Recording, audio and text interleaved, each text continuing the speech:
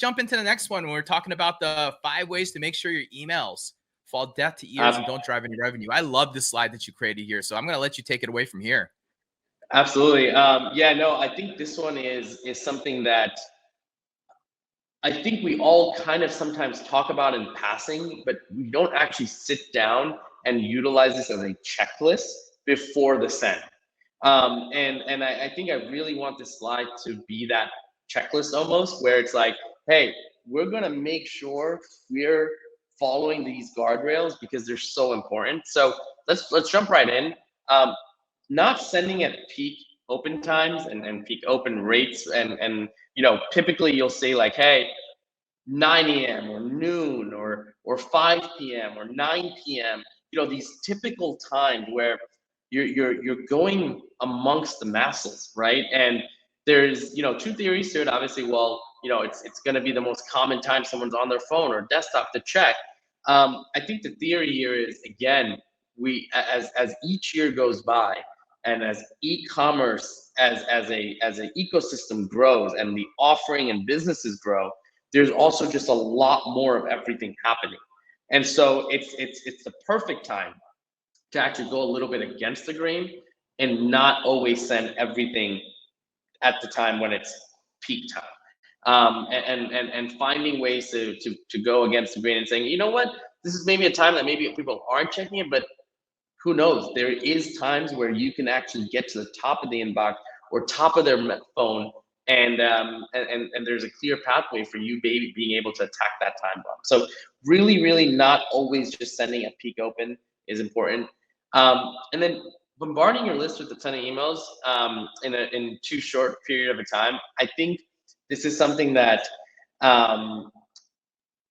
a lot of people, including us, we made this mistake last year too, where you're just sending so many, like even within our collagen, we would like do one for collagen, then we'd like 6 hours later send one for burn, and then another one for our superfood product. And it was just so many emails that even if people were buying in each one, you can see there's just the pure saturation coming from just way too much being happening.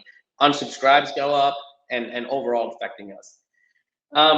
Another, I think, mistake is not aligning the message and offer with the rest of your channels. I think this is something that very disconnected teams often have. Again, something we've fallen prey to, where email is like this, oh yeah, just create an image of this offer and let's run it. Whereas the ads may be like more holistic and maybe more focused on the certain product around the offer, or more even detailed around the offer, versus the SMS being like, hey, I'm just gonna blast people out. I think one piece here is going out, whether it's SMS, paid, organic, your website banners, your email, having a aligned message and offer really brings it all together, because we all have heard this enough now. It takes 3, 4, 5 times for someone to see something to make a decision now. And aligning messages is just a great hack to just make sure that becomes your first, second, third, fourth, fifth time seeing it.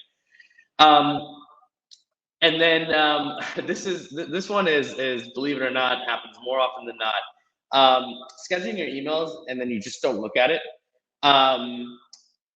This part, I think, especially when you're in the heat and like the eye of the storm of Black Friday, is probably one of the most important things to do, but is definitely ignored by majority of the people, which is we've scheduled our emails and we'll look at the data after Cyber Monday. And it's like, wait, no, that's not what should happen. Schedule your first email, maybe even schedule your other ones, and that's fine. But after your first one is sent, right? 6 to 12 hours later, look at that data. What is it telling you? Are people clicking? Are people opening?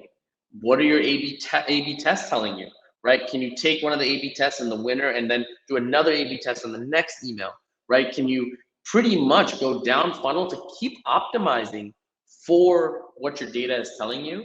So scheduling is good so that you don't miss anything, but not looking at your data and optimizing throughout the journey is definitely something you should avoid. And then I think this one is something, again, learned from the Sendlane team.